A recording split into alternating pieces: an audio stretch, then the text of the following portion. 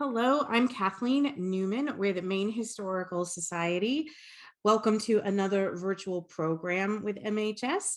It's November 1st, 2022, and this is Five Portland Women Artists, a talk with Earle Shettleworth Jr.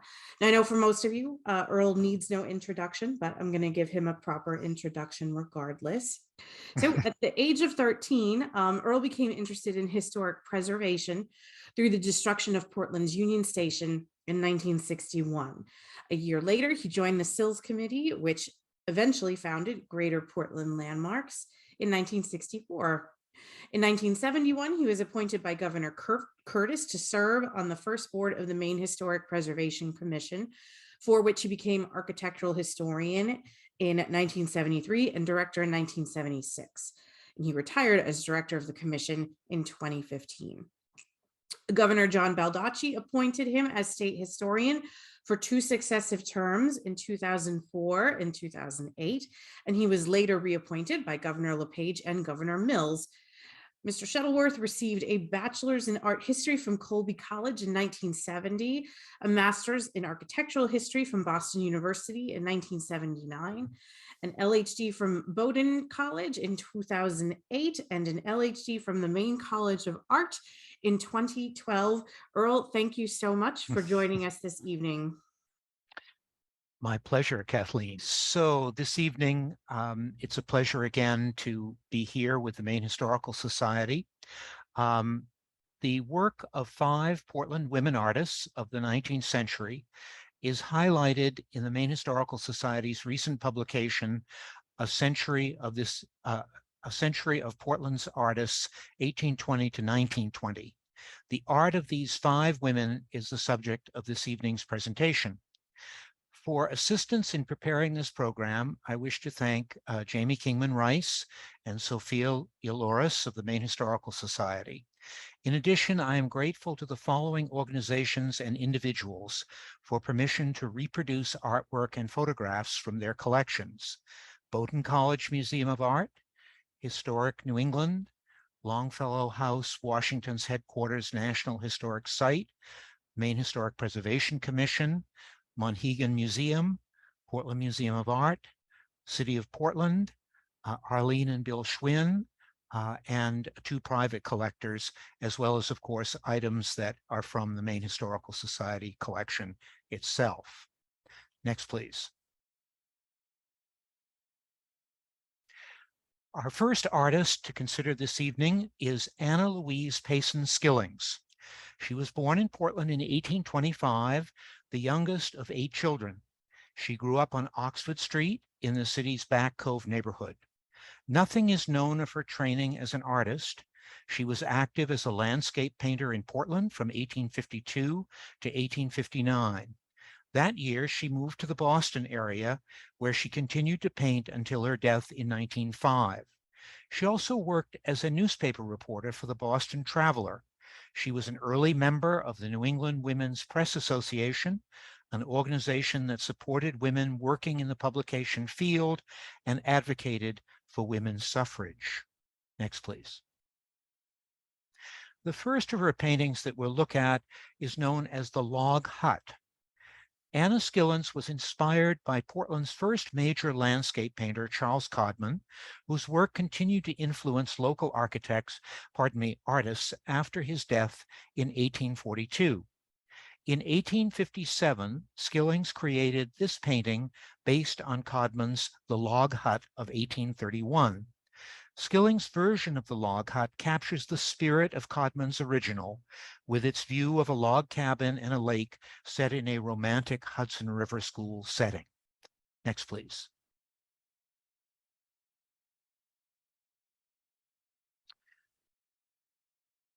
Skillings' earliest known picture, dated 1852, bears the inscription, "View of the forts from Simonton's Cove, Portland, Maine," on the reverse. At Simonton's Cove, now Willard Beach in South Portland, Skillings depicts a lively scene. Waves roll in on the shore, which is populated by fishermen, a seaweed harvester with his oxen and cart. Beyond the beach stands the buildings of Fort Preble, dating to the War of 1812. This view documents the fortification prior to its enlargement during the Civil War.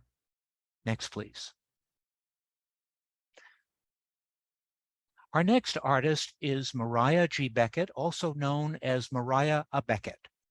A native of Portland, Maria Beckett was the daughter of Charles E. and Pamela Beckett. Maria received her initial training as a landscape artist from her father. She first showed her work at the Maine Charitable Mechanic Association Fair in 1859, and many of her early pictures are of White Mountain scenes.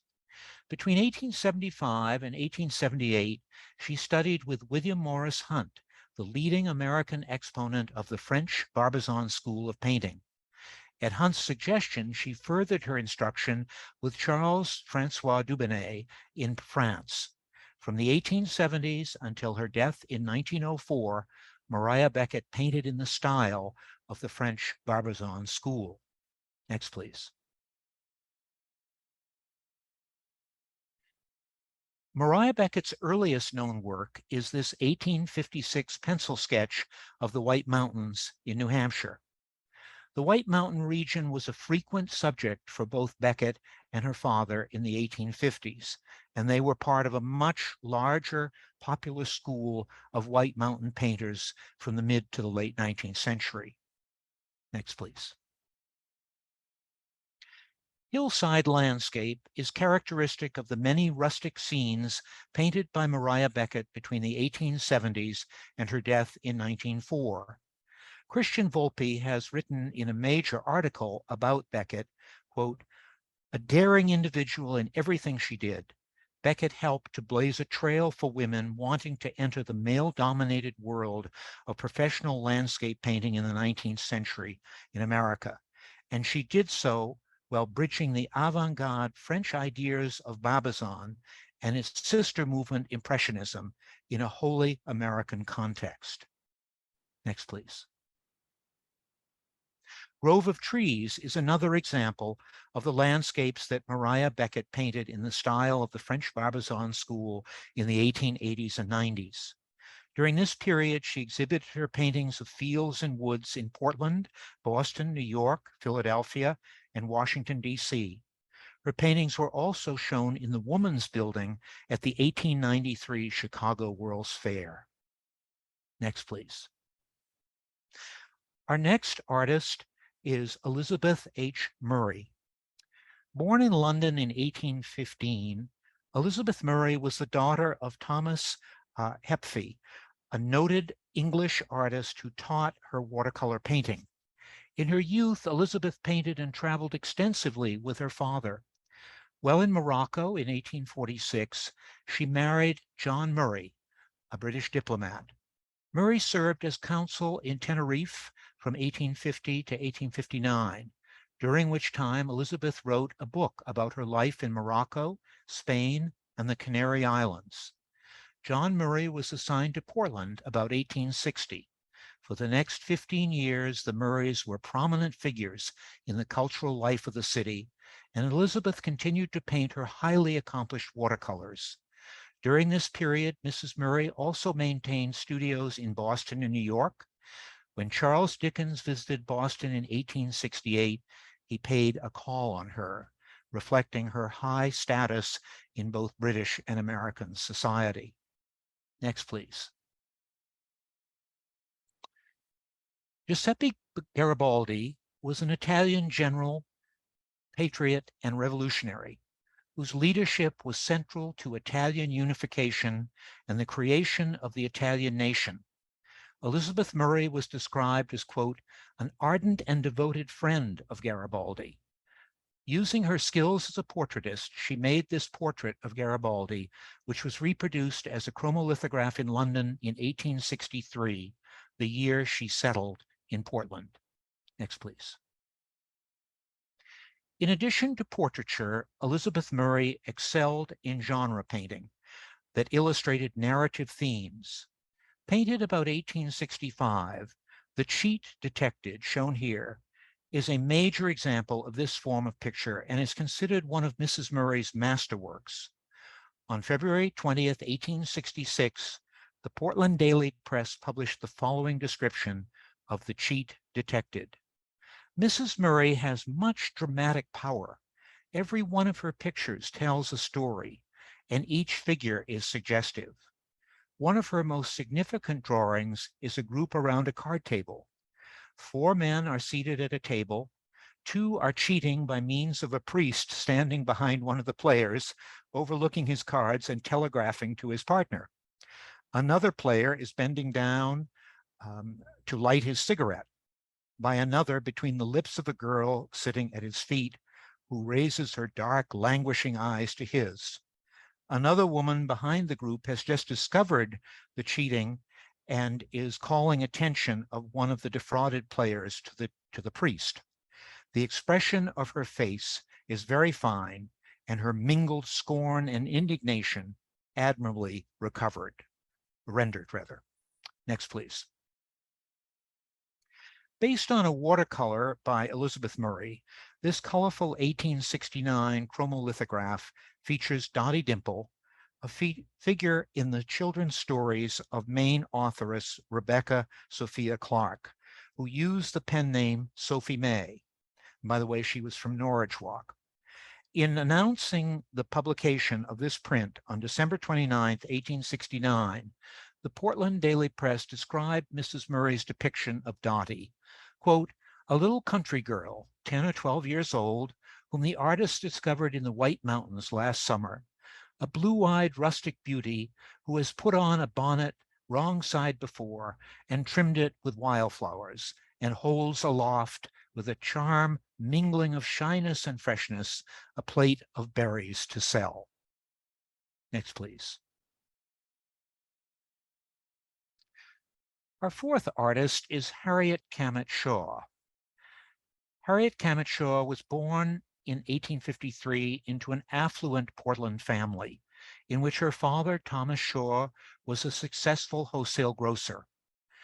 Harriet Shaw was active as an artist in Portland during the 1880s and 90s.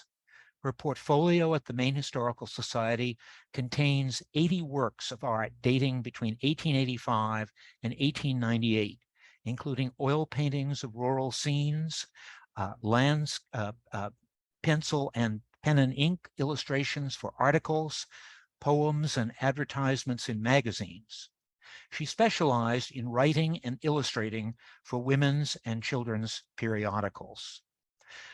Within the last year or so, up until the last year or so, Harriet Cammett Shaw was really largely, if not totally, unknown to the Maine art world. But miraculously, that portfolio of her 80 or so works turned up on eBay, and it made its way to the Maine Historical Society, and this is why we have included her tonight. She has revealed herself in a sense. Next, please.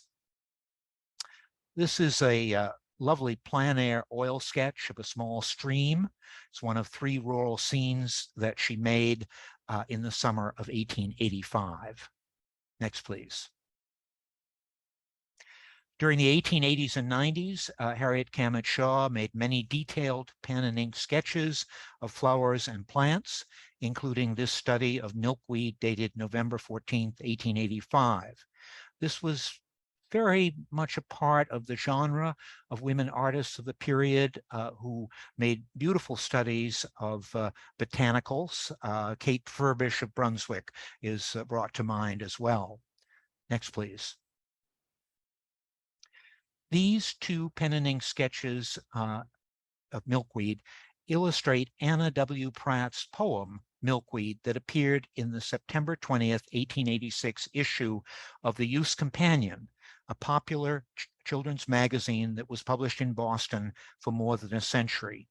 And they reflect many illustrations that Harriet Cammett Shaw did in the 1880s and 90s for both women's and children's periodicals. Next, please.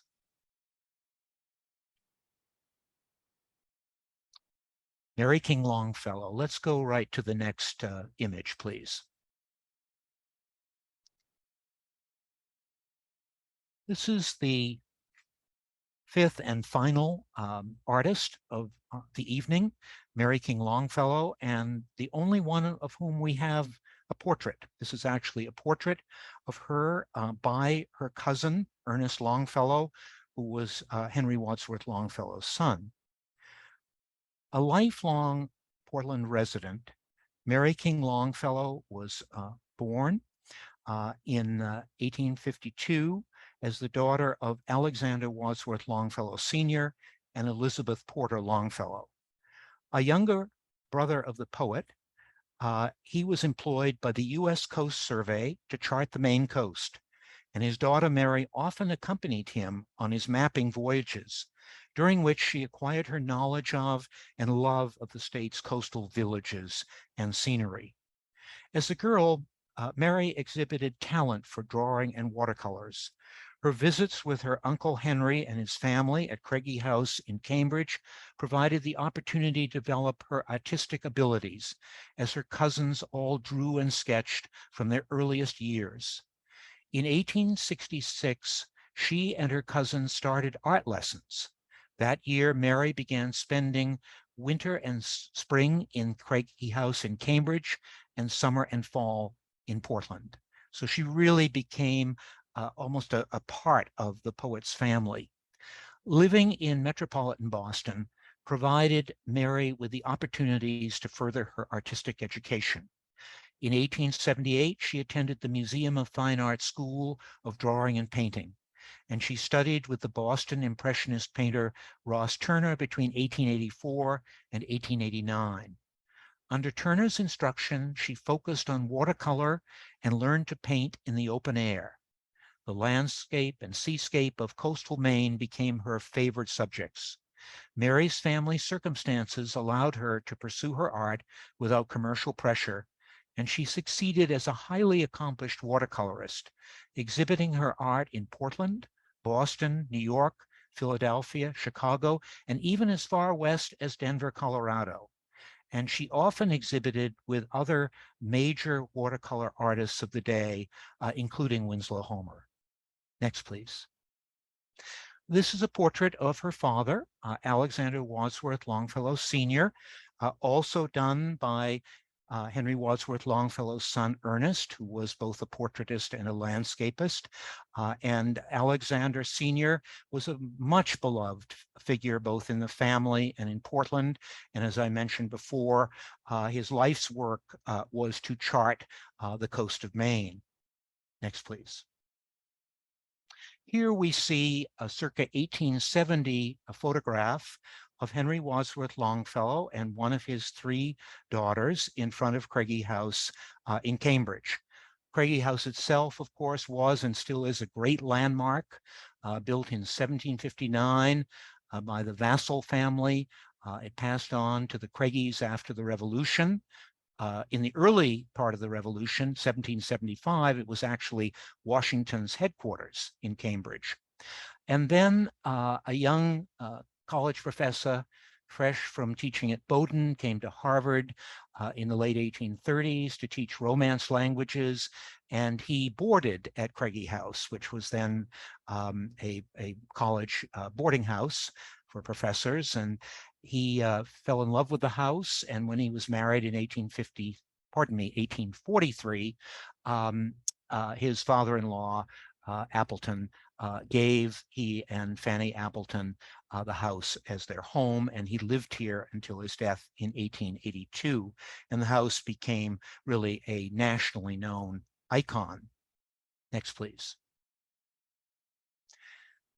The Longfellows were a close family, and there are many photographs in the archives at Craigie House that attest to family gatherings. This is one in 1883, and I just point out that Mary King Longfellow is in the back row, the young lady to the farthest right with the broad white hat, and down in the lower right-hand corner is her brother, Alexander Wadsworth Longfellow Jr., who was a Boston architect. In the very middle of the photograph is her father, Alexander Wadsworth Sr. And by this time, 1883, the poet had passed away. He had passed away the year before. Next, please. This very clear and close-up family view is particularly interesting. This was taken at Thanksgiving in 1887, and it shows a very close family group gathered for the holiday at 37 South Street, which was the residence of Alexander Wadsworth Longfellow Sr. And his wife. And so we have at the left in the back row, we have Alexander Wadsworth Longfellow Sr., we have Mary King Longfellow and her brother Alexander Wadsworth Longfellow Jr. And then in the front row, we have Anne Longfellow Pierce, who was continued after the death of her parents in the early 1850s to live in the Wadsworth Longfellow house until her death in 1901. And she is the individual responsible for bequeathing the Longfellow house to the Maine Historical Society. Next to her is Elizabeth P. Longfellow, who would be the wife of Alexander Sr., the mother of Mary King Longfellow. And then there is one of the Longfellow sisters, Lucia, and to the far right is Samuel. And then there are two more of the younger children of Alexander Wadsworth Longfellow Sr., including Richard King Longfellow at the right, who is the other brother and also a Boston architect. Next, please. Initially, Alexander Wadsworth Longfellow, his wife, and his growing family lived in an estate called Highfield, which would be in the area now of Brighton Avenue, out in the Deering area of Portland. This is the house at Highfield, and they lived at Highfield from around 1850 until they moved into Portland to 37 South Street in 1876. Next, please.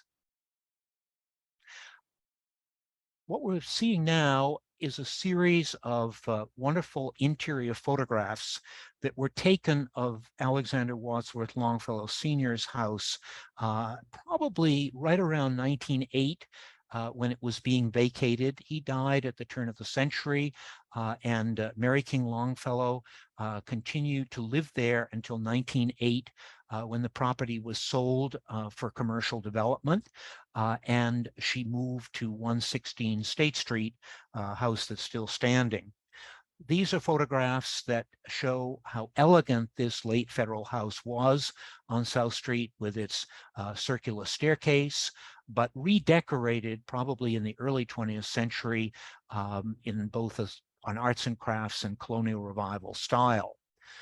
This is the entrance hall with the lovely circular staircase. Next, please. This is a view of the front parlor. And as you can see, the woodwork at 37 South Street was really very elaborate. This beautiful classical arch with the urn at the top and the keystone that accented where the fireplace was located. Beautiful rug, colonial revival furnishings, really a very elegant residence. Next, please.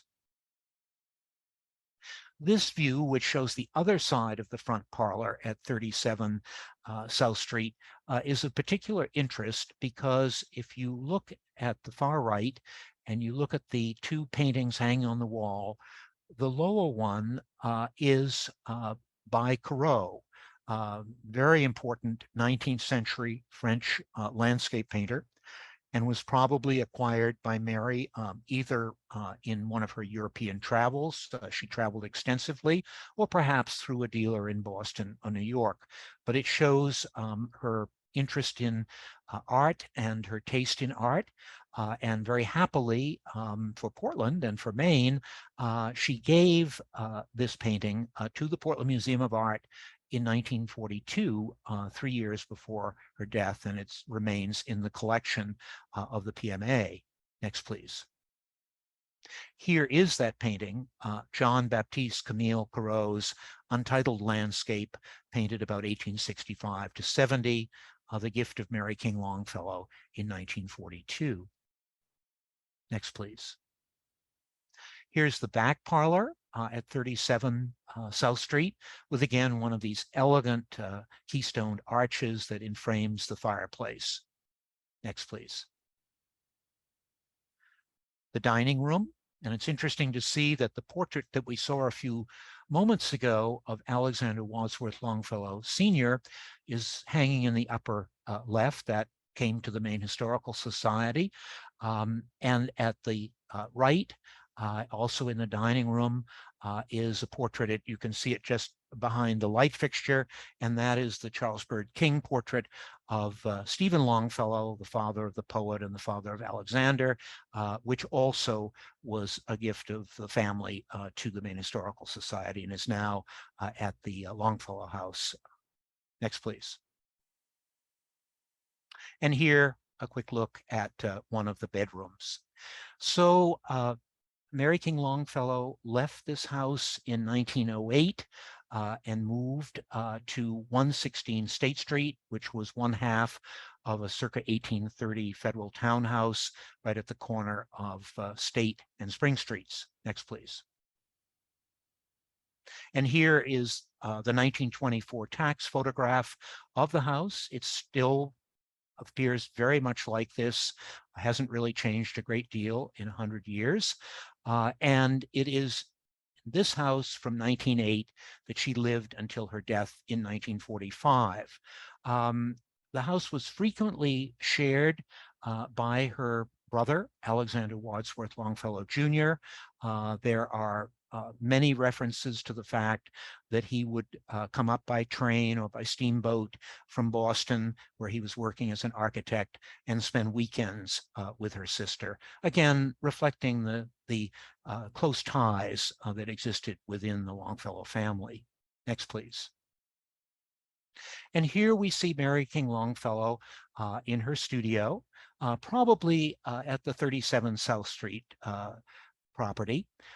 And we can see she's putting a brushstroke on a very nice harbor scene in the lower right.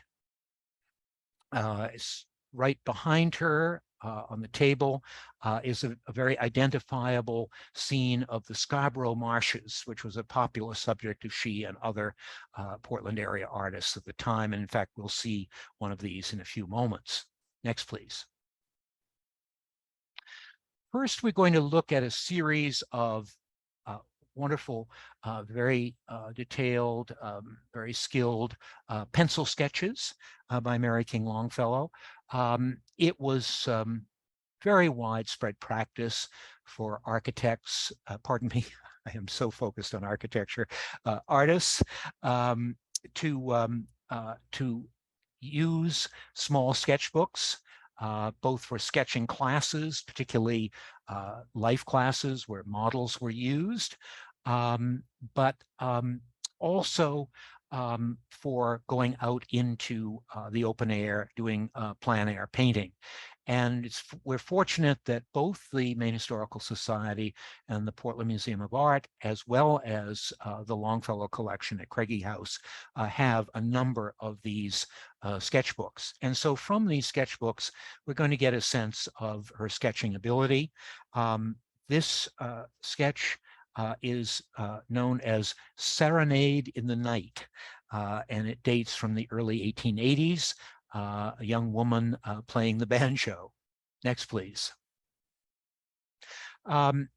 Mary King Longfellow and other artists of the period, both men and women, were fascinated in the late 19th century by the sort of romantic decay of the old waterfronts along the Maine coast, and for that matter, along the New England coast. And so many of her sketches deal with this subject matter, whether it's Portland or, as we'll see, going up the coast, places like Castine and Lubec. These were subjects that were of great interest to her and her contemporaries. Here is a deteriorating dock sketch done in the early 1880s. simply labeled Ferry Village, which would indicate that it was what was then Cape Elizabeth, but now South Portland, and looking across to the spires of Portland. Next, please. Here, a sketch that she did, Portland, June 30th, again, early 1880s. And it's showing an industrial complex on the west end of Commercial Street. There were lots of railroad activity and a number of important factories, including the Portland Glass Factory in that area of West Commercial Street. And one might say, you know, this is maybe not the expected topic or subject matter of a young woman artist of the period, but this was very much the genre, this sort of fascination with the forms and the shapes and the masses of these once fashionable or active buildings and now beginning to fade. Next, please. Here's another example, her sketch in the 1880s called Coal Wharves, Portland. Next, please. We also find her in her coastal sketching to capture the moments of the times. Cushing's Island, by about 1880, when this sketch was made, was a very fashionable summer resort with a large hotel, the Ottawa House, and was just about to become a fashionable summer cottage colony. And here she has this very fashionable dressed young woman reclining on a rock by the shore, shades of some of the young women along the coast in Winslow Homer's sketches and watercolors. Next, please. As I've mentioned, Mary King Longfellow at an early age was exposed to the beauty of the Maine coast. And this was something that interested her as subject matter throughout her career. Here we have an 1879 sketch that she did of what is today a very well-known local landmark, the blockhouse at Fort Edgecombe from the War of 1812, built in 1808, and gives a good sense of her interest, as again with many of her contemporaries, with historic buildings. Colonial revival was just beginning to develop in this period at the time of the American Centennial, and historic buildings, whether they were famous ones in Boston and New York, or whether they were more locally known in Maine, were oftentimes the subject matter of artists of the period. Next, please. Here's another one of these views that really celebrates the kind of decay of these waterfronts in old historic villages. She's doing a sketch of the bow of the Native, appropriately the Native, which is a vessel tied up at an old dock in Castine. Next, please. And finally, this lovely sketch of fish houses along the waterfront in Lubec, way up in Washington County. And it was not unusual for artists such as Mary King Longfellow, or more well-known professional artists such as Harrison Brown, to not only concentrate on the beauties of the Maine coast, but also to work extensively on the coast of the Canadian Maritimes as well. Next, please. Our last sketch, whoops.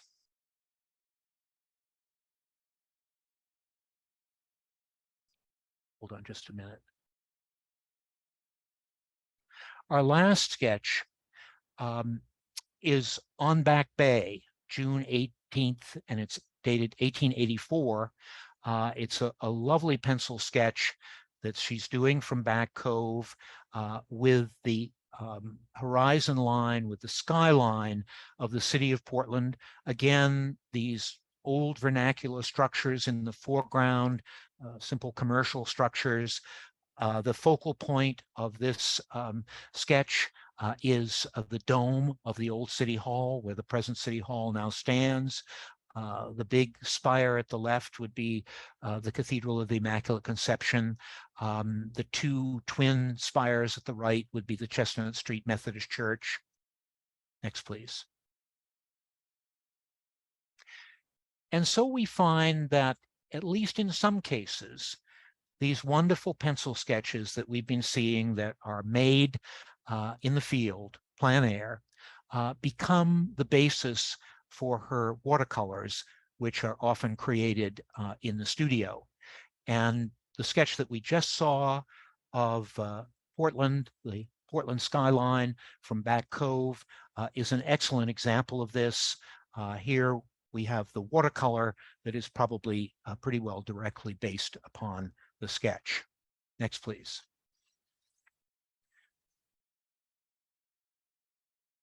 Mary King Longfellow was primarily a watercolor artist.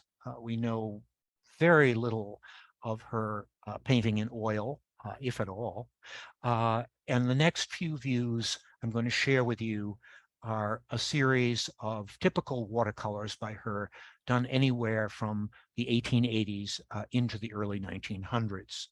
The first is the back door of the Wadsworth Longfellow house, looking into the Longfellow garden, probably around 1890. The Wadsworth Longfellow house would have been a very familiar house to her growing up in Portland, as she did. This was her father's boyhood home, as well as the boyhood home of her uncle, the poet, and she would have visited here many times. Next, please. This very lovely watercolor shows us a Portland Harbor landmark, Portland Breakwater Light, that was built in 1875, known popularly as Bug Light. It was built on the end of the Portland Breakwater, which was built in 1855, and it was built to replace an earlier wooden lighthouse that was moved to the Diamond Islands. And here we see it in the foreground. The tide is out. The beaches, the mudflats are in the foreground, and then the lighthouse extending out into the harbor with the sails of fishing vessels behind the breakwater. Next, please. I mentioned that in the photograph of her studio that we saw one of her views of the Scarborough Marshes. Here is another one. Her watercolors are so skillful, oftentimes large brushstroke areas with rich colors, creating both the scene and also the mood of the scene as well. Next, please. This is a particular fine one. She's using a brown paper and highlighting both the vessels and the sky with touches of white watercolor wash. This is a coastal view, shoreline with boats. Next, please. And here, very typical shoreline scene, woods by a rocky coast. Anywhere along the upper coast of Maine, we look at these lovely fir trees and the open field before them and think very much of Sarah Orne Jewett's The Country of the Pointed Firs. Next, please. Now, Mary King Longfellow was also very interested in terms of subject matter for her watercolors, as well as for her pencil sketches for these coastal fishing villages. And this is one just titled Fishing Village. We're not really sure where this is, whether it's Maine or it might be the Maritimes, but it does very nicely capture with a few brushstrokes the feeling of these remote coastal fishing stations. Next, please. Speaking of such, Mary King Longfellow is considered to probably be the first woman artist to paint on Monhegan Island. Now, artists began to come to Monhegan in the late 1850s. Aaron J. Shattuck and Harrison Brown are thought to be the first artists who came in 1858.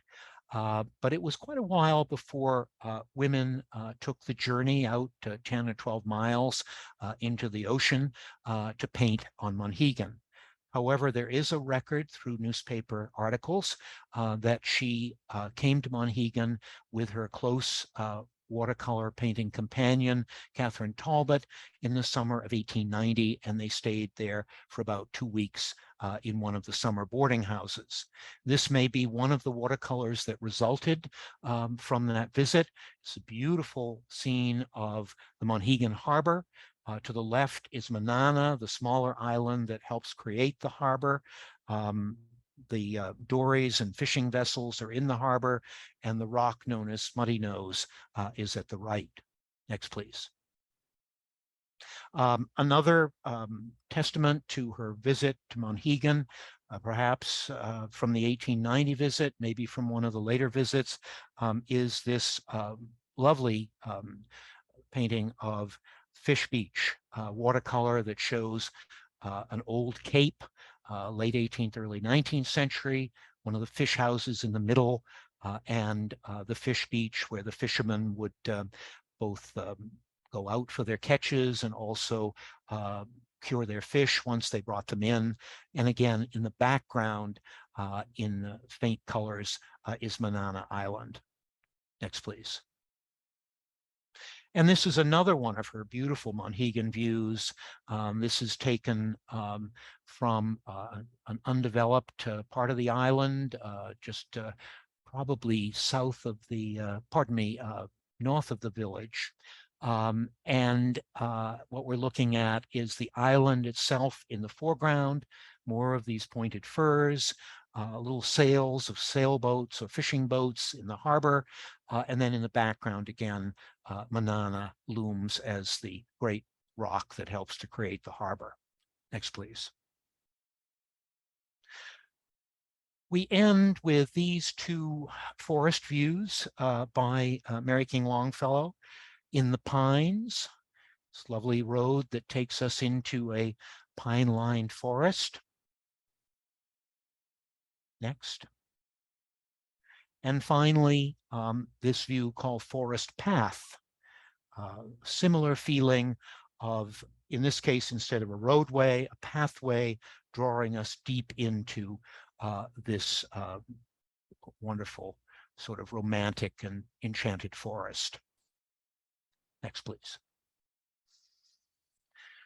Here's Mary King Longfellow with her dog. This was taken in the yard of the 37 South Street house, about 1890. Again, we get one final view of her. We've dwelt perhaps more with her than the other four artists this evening, in part because we know a great deal more about her, have much more of her surviving work to draw upon, and also she's very much a part of the famous Longfellow family that plays such an important role in the history of the Maine Historical Society and the continuing saga of Maine history that it portrays. Thank you very much, and be happy to answer any questions.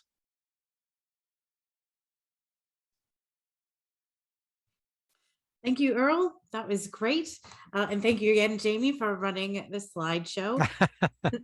Folks are definitely sending in their questions. Someone asked earlier, I neglected to mention your latest book, A Century of Portland Artists, and it is available at Maine Historical Society. I shared the link in the chat, but if you visit mainhistorystore.com, you can find your copy there and lots of other books. Can you tell us a little bit more about what else is featured in that book, Earle? Yes. A Century of Portland Artists, 1820 to 1920, is a book that features primarily the landscape painting collection of the Maine Historical Society. And we portray the collection through brief biographies of 23 Portland artists, of whom 5 women we have given a special look at this evening. Each one of the artists receives a 400 to 500 page, pardon me, page. I'm really doing a slip of the tongue tonight. Forgive me. 500 word, 400 to 500 word um, essay, a biographical essay. And then in addition to that, we then show one or more examples of his or her work that is from the Maine Historical Society collection. And so for those who would be interested in the 19th century history of Maine art, I think this is an opportunity to familiarize oneself with many of the wonderful art treasures that the Maine Historical Society has collected over its many years of operation, many of which have not had an opportunity to be published before or to be exhibited before. And so one of the primary purposes really of this publication is to share with those interested members of the public the opportunity to learn more about not only these artists, but also the wonderful representations of their work in the Maine Historical Society collection. Wonderful. Someone in the audience is asking, what market was there for these paintings during the time period? Who bought them? And how difficult was it for artists like the women you examined that, this evening? How difficult was it for them to compete with male artists? Yeah, I think that that's a very good question. It's a fairly complex question, one that I don't think I'll be able to answer completely tonight, but let me just give a couple examples.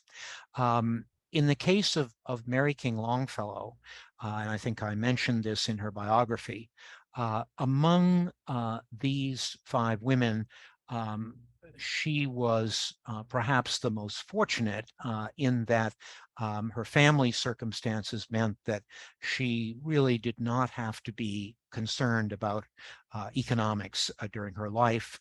And she also received this wonderful training from the time she was very young, in large part beginning through the generosity of her uncle, the poet, and the camaraderie that she shared with his three daughters, but then to be sent to major artists and art schools in Boston.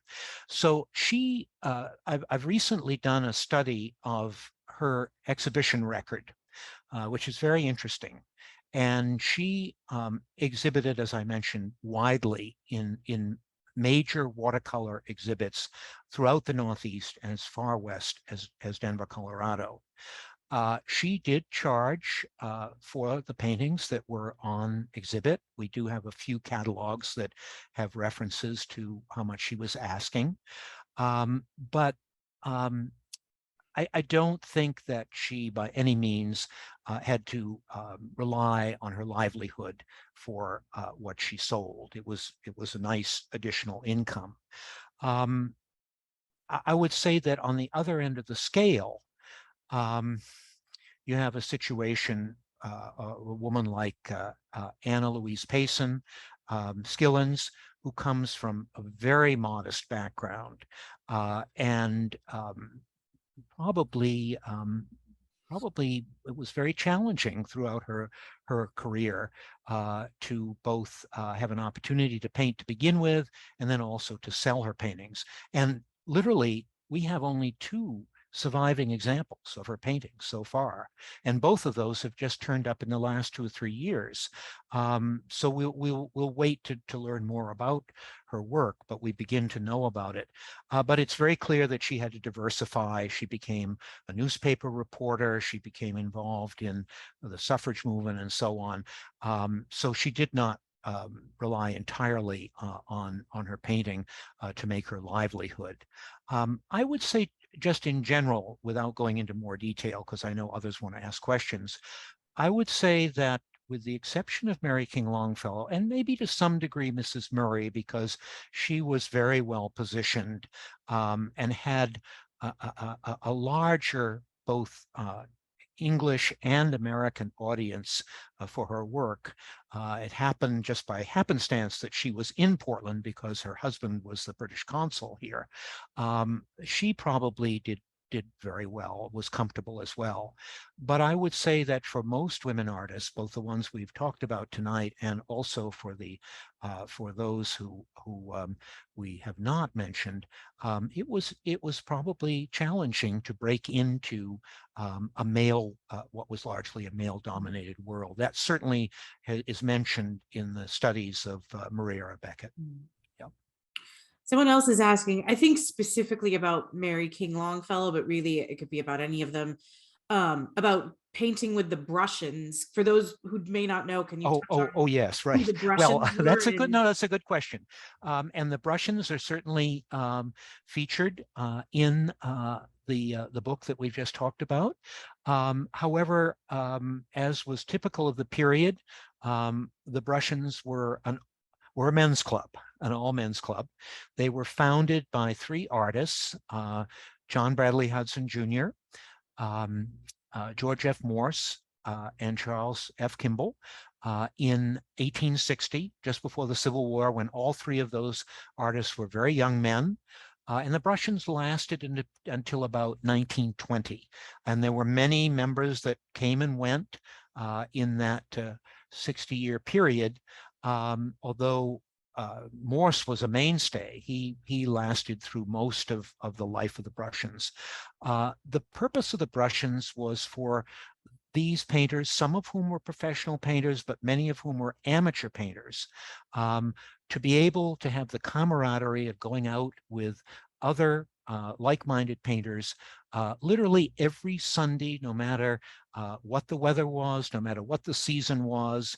They loved to paint in Capissic and Stroudwater, in Casco Bay, on the islands, and particularly out at Delano Park in Cape Elizabeth. And they were plein air painters. That was their purpose. And their goal often was to actually create a canvas during a day. They would start out early in the morning. They would bring their easels, their paint boxes, their brushes, their canvases with them. They were usually small canvases, and they would probably pretty much finish a plein air painting by the time that Sunday was over. And then, if not, they would finish it in the studio.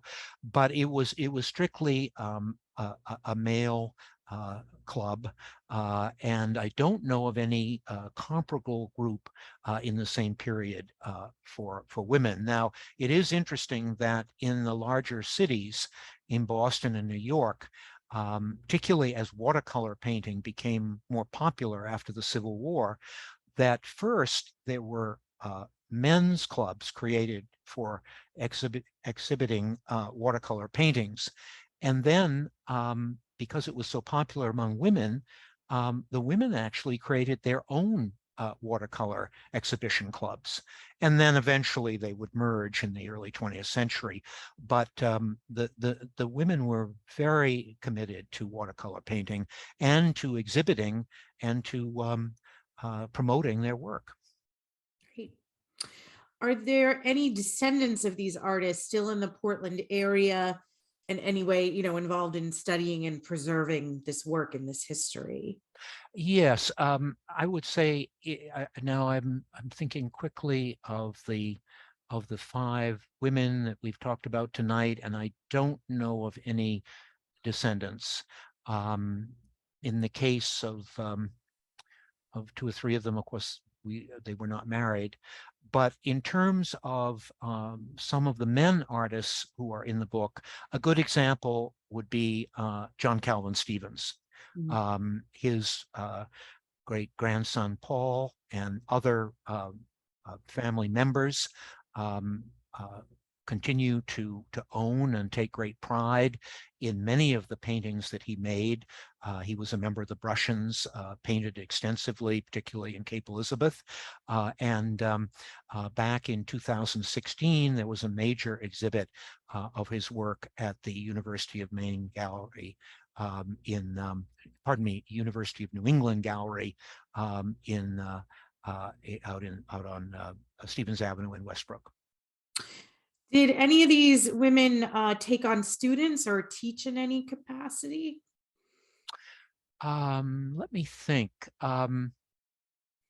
Not that I know of. I think it was just the reverse, actually. When I think about some of the biographies, I think, for example, that Maria Beckett was taught by her father, Charles Beckett.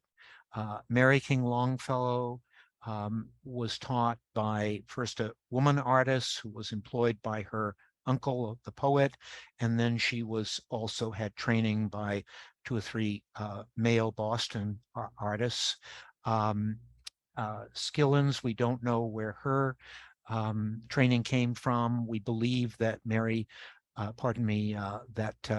Harriet Cammett Shaw went to the Artist Students League in New York in the 1880s. So I think it was kind of the reverse. I think these artists learned usually from male artists and then carried on their careers. I don't know of any of them that took on pupils. Yeah. Someone's asking, isn't it time to have an exhibition at the Portland Museum of Art on the work of Mary King Longfellow? I'd love to see her work, an exhibition on her work, whether it's at the PMA or another museum. And maybe there already has been one that I'm just not aware of. No, there actually hasn't been. It's very interesting because in doing this research recently about Mary King Longfellow, in terms of her exhibition history, one of the great sources is the fact that the Portland Museum of Art has preserved and beautifully cataloged all of its exhibition catalogs from the day it opened in 1882, right up to the present. And I went through these from 1882 up until about 1925 or so, when Mary King Longfellow begins to retire from her painting. And she was a frequent exhibitor there, certainly almost annually. Wow. And it is from that we learn a lot of the titles of her paintings, and in some cases what she charged for them. So certainly an exhibit of her work at a venue in Portland would be a wonderful thing. And to my knowledge, there has never been, even in her lifetime, there never has been an exhibit devoted entirely to her. Now, in the early 1980s, the Baradoff Gallery acquired a few sketchbooks and watercolors by her, and there was a commercial exhibit of her work where some pieces were sold, and in fact, some of the pieces that I showed tonight that are in both the Maine Historical Society and the Portland Museum of Art collections came from that sale. I believe it was in 1982. But I think the time is very ripe for us to revisit her. And fortunately, at the time of her death in 1945, she lived to be 92. All of her personal papers, her diaries, her letters, her photographs, and so on. And by the way, she was also a photographer as well. Went to the Craigie House, as did the family papers of so many of the members of the Longfellow family. And the National Park Service has done a wonderful job of cataloging those, creating an extraordinary finding guides for them, both online and hardcover guides that are available. And so there's no lack of material, paintings, or information about Mary King Longfellow. Great. One last question for you, for Earle, excuse me. Earle or whatever. Any examples of the work of these artists available on the market today? Like, are these, might you find a sketch or a painting of theirs out there for sale somewhere? Yeah, that's a very good question. I would say that probably the most likely possibility of the five whom we talked about this evening would be Mary King Longfellow. In fact, when I was doing my research on her recently, as so many of us do, you put in her name and Google and see what turns up on the internet. And in addition to some very good research information, particularly, as I mentioned, from the National Park Service site in Cambridge, there also, of course, are commercial sites that list paintings of hers that have been sold in auctions over recent years. And in some cases, they tell you what they brought, in other cases not. And I think that presently there may be one of her watercolors on eBay that may be available. So I think that would be a good source for people Mm. to watch. She was prolific. Her art is recognized in the art field, and so dealers have put it online, as well as carry it in auctions and so on. So I say she would provide the best opportunity. With Harriet Cammett Shaw, of course, as I mentioned, it was just a miracle that her folio of 80 Mm. works, both in terms of oil paintings and sketches and so on, amazing array of work, that it just turned up on eBay, and a good friend of mine spotted it, let me know, and we were able to acquire it for the Maine Historical Society. So her work is probably not going to turn up very easily. Anna Louise Payson Skillings only have 2 paintings so far, but who knows? Um, and Mrs. Murray's work is very rare, and often when it does appear, it's quite sought after. Mm. Yeah. All right. Well, thank you again, Earl, for sharing your time and expertise with us. And thank you, audience, for joining in and for your thoughtful questions. And Earl, anything else you'd like to say before we close for the evening? No, I just thank you and thank the staff of the Maine Historical Society, and thank the listeners this evening. And um, I guess I should put in a plug for the book and just say, if you want to know more, the book might be that opportunity. Thanks very much. Perfect. Perfect. Thanks, folks. And hope we'll see you here again for another program soon.